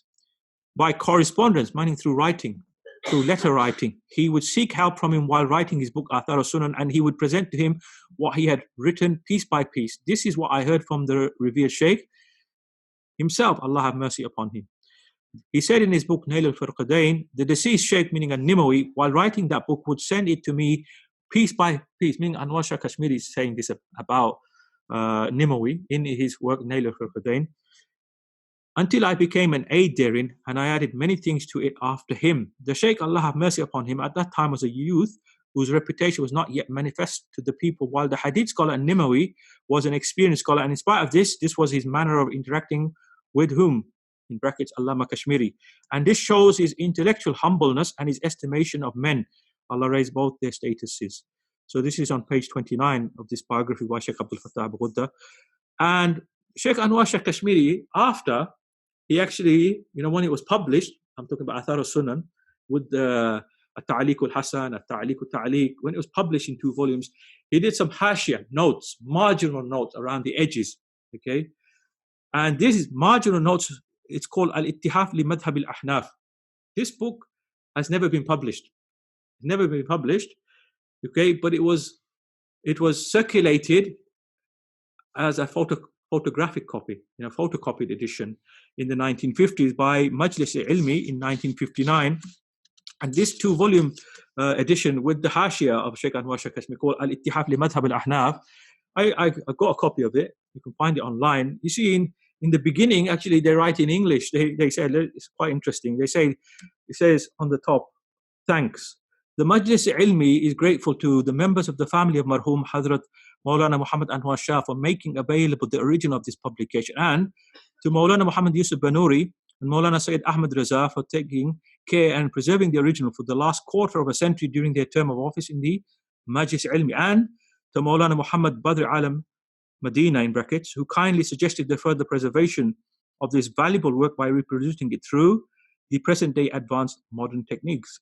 And then they sign off 11th of November 1959. So this edition, the handwritten manuscript of Anwar Shah Kashmiri, you can find online in 2 volumes, where you look on archive.org. Virtually all of the works of Anwar Shah Kashmiri Sahab are available on archive.org, digital editions I'm talking about. And before I mention further about this work, let's mention some unpublished manuscripts. His student Shaykh Yusuf Banuri, he has mentioned at least a dozen more unpublished manuscripts of his teacher Shaykh Anwar Shah Kashmiri. And Shaykh Anwar Shah's son Anwar Shah has also mentioned in Naqsh Dawam, page 331, that a fire swept through his grandfather's house in Kashmir. What happened? The surviving manuscripts of Shaykh Anwar Shah Kashmiri that were not in the possession of his students, they got destroyed. Now, that's probably why we don't have a lot of his other works. They were burnt, possibly they were in that house, and there were no duplicate copies as well. So let's come to a conclusion now, come towards the end. Let's mention some praise and eulogies on Allama Anwar Shah Kashmiri. Maulana Ashraf Ali Thanwi, who was his contemporary and senior as well in terms of age, Maulana Ashraf Ali Thanwi, he says about Anwar Shah Kashmiri, according to me, a great proof of the truth of Islam is the presence of Maulana Anwar Shah Kashmiri in the Muslim Ummah. If there was any sort of crookedness or deficiency in Islam, then Maulana Anwar Shah would not have adopted it. And this is mentioned in Akabir Ulama Deoband, page 98. And we know from today's session, this lecture, a number of works Shaykh Anwar Shah Kashmiri wrote in defense of Islamic beliefs and refuting false views and beliefs propagated by other groups, false religions and atheists and philosophers and so on. So this shows that ulama of Deoband at that time, they weren't just defending the Hanafi school. They were defending the core principles of Islam, core doctrines of Islam, and refuting innovators, as well as people who set up false religions, as well as people who had no religion, meaning atheists and communists and so on. And if you know the history of Darul Ulum Deoband, it was set up as well as being a revival movement, because at that time, there was a lot of false practices in the name of Islam, innovations in the name of Islam being spread by usually the ignorant masses and propagated by, let's say, not so qualified scholars as well, not so qualified scholars. And there was agenda, the British were playing politics between Muslim factions and so on and so forth. There's a big history behind all the reasons why there was a lot of tension between various factions in the Indian subcontinent and why there was some debates on nitty-gritty issues which weren't debated before in the Indian subcontinent. And then the splits that occurred and continue to affect the Indian subcontinent till our time as well. So Maulana Ashraf Ali Thanwi, he mentions also that when Hadrat Shah Sahib would come and sit next to me, my heart would feel the pressure of the greatness of his knowledge. People who were more senior than him were impressed and humble as well. This is mentioned in Millat Islam Ki Muhsin Shakhsiyat, page 185. Then Maulana Hussain Ahmed Madani, who outlived Maulana Anwar Shah Kashmiri, died in 1957. Even Maulana Ashraf Ali Thanwi, who was older than him, he outlived him by another 10 years. He outlived Maulana Anwar Shah Kashmiri by about 10 years. So Maulana Hussain Ahmed Madani, he was asked to speak at a gathering after the demise of Shaykh Anwar, but he was so overcome with emotion that his only words were, the ulama and students have become orphans today. That's the only thing he could say. He couldn't bring himself to say anything further. This has been recorded in Naqsh Dawam by Maulana Anwar Shah Kashmiri's son, Anwar Shah, page 59. Maulana Sayyid Ahmed Rida Bijnouri, one of his students, who became his son-in-law later on, said, during my 16 years in the Majlis-e-Ilmi of Dabel, I arrived at the conclusion that it was Allama Shabbir Ahmed Usmani who had benefited from the knowledge and virtues of Hadrat Maulana Kashmiri. Maulana Shabbir Ahmed Usmani would turn towards Shah Sahib in all academic difficulties and questions, and would study and research day and night. And Maulana Sayyid Ahmed Rida Bijnouri also said the dars, meaning the lesson of Hadith by Hadrat Shah Sahib, would be similar to that of the earlier muhaddithin, meaning scholars of Hadith. His lesson would begin from explanation of the time of Rasulullah sallallahu alaihi wasallam to the times of the Sahaba and the Tabi'in, to the Imams of Ijtihad, to the great muhaddithin, and would include all arguments made on the subject under discussion by scholars to the very present day. So this has been mentioned in his commentary on Sahih al-Bukhari in Urdu called Anwarul Bari, meaning Shaykh Ahmed Rida Bijnouri, he's the one who wrote the dictations on Sahih al-Bukhari by his teacher Maulana Anwar Shah Kashmiri, published under the title Anwarul Bari, volume 1, page 9. Maulana Shabbir Ahmed Usmani has also extensively drawn from the lessons of Allama Anwar Shah Kashmiri in his tafsir, called Tafsir Usmani. He quotes his teacher often in Tafsir Usmani, and his commentary to Sahih Muslim called Fathul Mulhim, which was written in Arabic. And I've already said, Shaykh Shabbir Ahmed Usmani was the first Shaykh al-Islam of West Pakistan.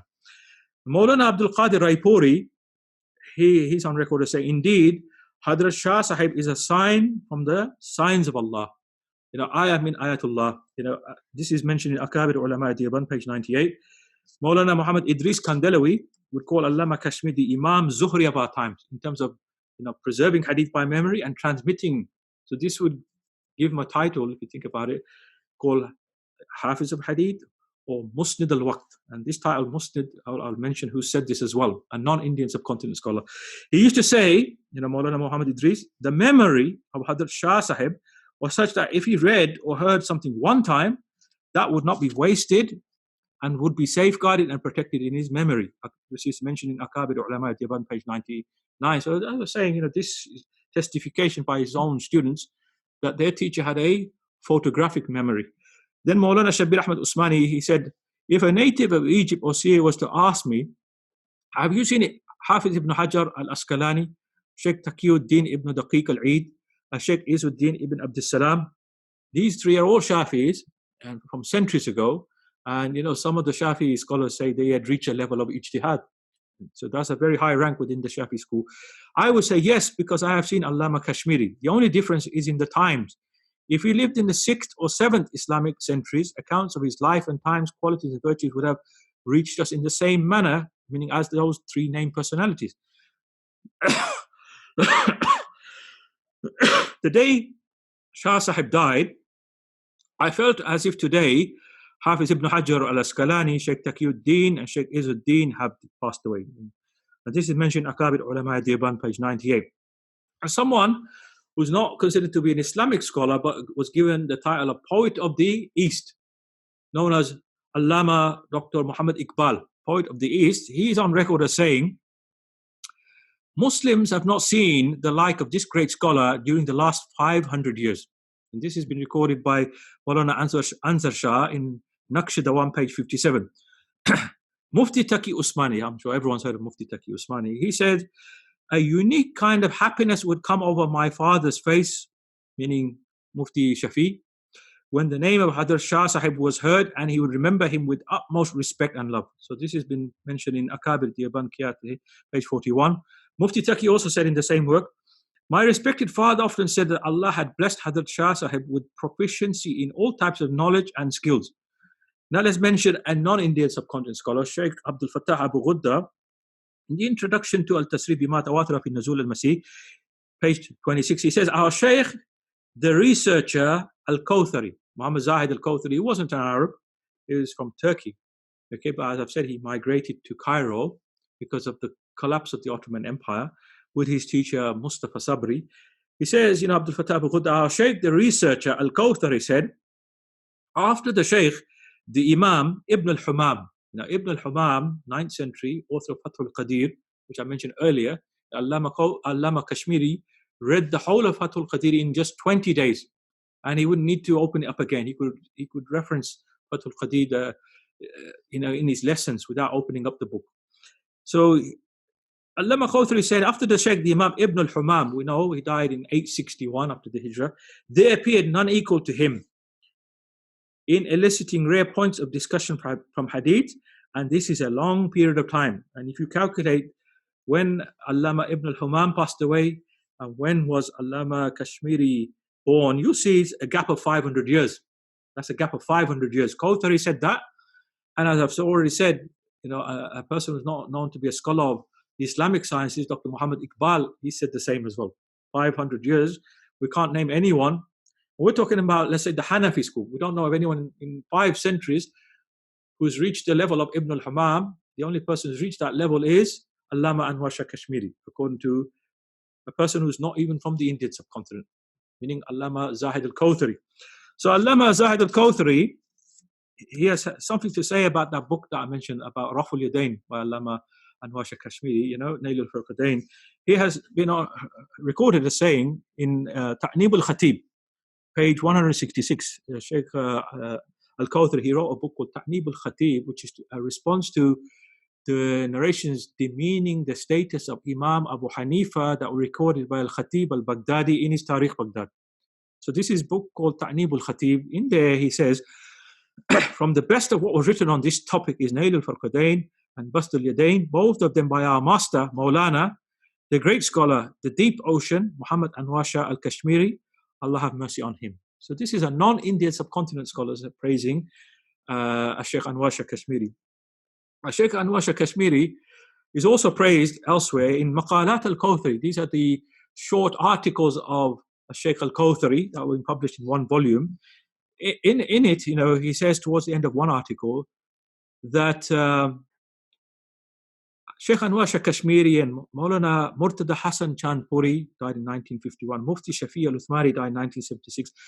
Are those who defeated the Qadiani religion in India in writing. So Shaykh al-Kawthari says in Maqalat, he says, may Allah, glorified is He, elevate the rank of the lost soul of Islam, the penetrating Hadith scholar, the Shaykh Muhammad Anwar al-Kashmiri, in the rooms of the gardens, meaning of paradise, and may He repay him with the reward of those who defended the borders of the religion of Islam. For indeed, he uprooted the Qadianid with his irrefutable arguments, and he created a barrier before the terrible evil of the moderate of them and the extreme of them in India by compiling beneficial books in refutation of them in various languages. He researched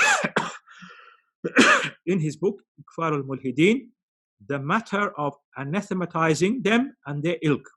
At its conclusion is found around 77 quotes similar to the quotes that have proceeded from the writings of the aforementioned Ghulam Ahmed, the false claimant to prophethood, quoting from the books of this deviant, while identifying the pages from them by the selection of the eminent teacher, Maulana Sayyid Murtada, in brackets he means Hasan al-Shanpuri al-Hindi, and along with those texts are their translations into Arabic by the pen of the earnest teacher, Maulawi Muhammad Shafi ad-Deobandi. Awareness of even one of them is enough to be certain of the speaker and his partisans having left the fold of Islam. So this is in Maqalat al-Kawthri, page 271 to 72. Shaykh Abdul Fattah Abu Ghudda, who is the student of al-Kawthri, he, we mentioned right at the beginning today, he has a biography on Shaykh Anwar Shah Kashmiri called Tarajim Sitta min Fuqaha Al-Alam Al-Islami fil Qarn Al-Rabi Ashar wa Atharhum fil Fiqhiyya, page 13. He gave titles to Allama Anwar Shah al-Kashmiri as such, like this: Imam al-Asr, the Imam of the age. So this is an Arab calling Shaykh Anwar Shah Kashmiri the Imam of the age. And obviously the Indian subcontinent, the Deobandi scholars especially, have given Shaykh Anwar Shah Kashmiri that title, Imam al-Asr, Imam of the age. Then, Shaykh Abdul Fattah Abu Ghudda, he gives him the title, Hafiz al-Asr, the Hadith master of the age. He also gives him the title Musnid al-Waqt, the Hadith transmitter of the age. Also, Al-Muhaddith, Al-Mufassir, Al-Faqih, Al-Hanafi, the Hadith scholar, Quranic exegete, the Hanafi jurist, and other grand titles as well. So this is a non-Indian Arab scholar giving such great praise on Allama Anwar Shah Kashmiri. Shaykh Abdul Fattah Abu Ghudda is passed away in 1997. He has a living student, Shaykh Muhammad Awama. So many of you have heard of Shaykh Muhammad Awama, who's also from Syria, from Halab, and then later on he migrated to Medina. He was in Medina from about 1980 until maybe the last 2 years. He's been living in Turkey, in Istanbul. So Shaykh Muhammad Awama, I found he has edited a hadith collection called Musnad Umar ibn Abdul Aziz by Imam al-Baghandi. On page 44, he described Allama Kashmiri as being an Imam. On page 56, he says he declares him to be Imam al-Asr, Imam of the age. Okay, on page 55, Shaykh Awama also mentions that work on Raful Yadain, okay, Nail al-Farqadain. And he says this was a very precious work, Anfas. On page 194, he gives the title to Anwar Shah Kashmiri, Al-Allama al-Hujjah, the greatly learned proof. And there are many more quotations that we can get. And just to finish, if you look at Faidul Bari, as I say, you can find it online. Faidul Bari, if you want to know the chains of transmission of Shaykh Anwar Shah Kashmiri in terms of hadith, you can find his student, Shaykh Muhammad Yusuf Banuri, has mentioned them briefly. He says, our teacher, Al-Imam al-Asr, meaning the Imam of the age, his chains go through these routes. From his teacher, I just mentioned in English, Shaykh al-Hind, Mahmud al-Hasan Deobandi, from his teacher, Al-Arif, Al-Hujjah, Muhammad Qasim al-Nanotwi, and also Shaykh Mahmud al-Hasan, he takes from his teacher, the Muhaddis and Faqih, Shaykh Rashid Ahmad al-Gangohi. Both of them take from the Muhaddith Shaykh Abdul Ghani al-Mujaddidi al-Dahlawi.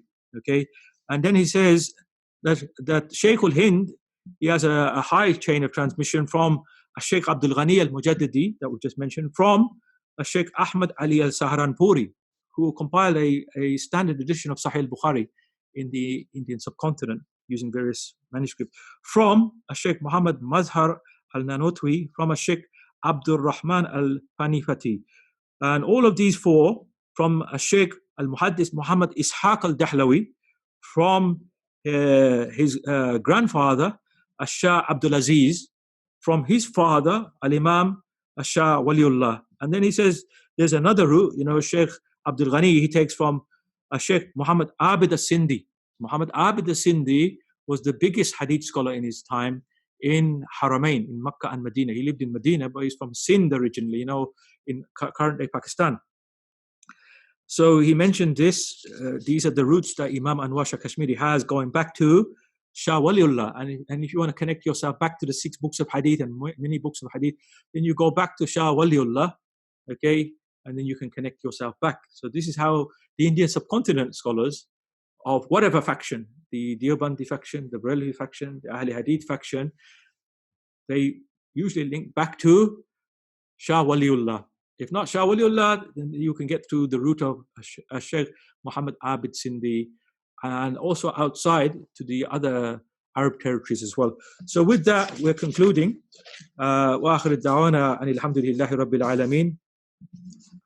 I hope everyone's benefited from today's session, and hopefully those who could not make it, they will be able to catch up online, inshallah.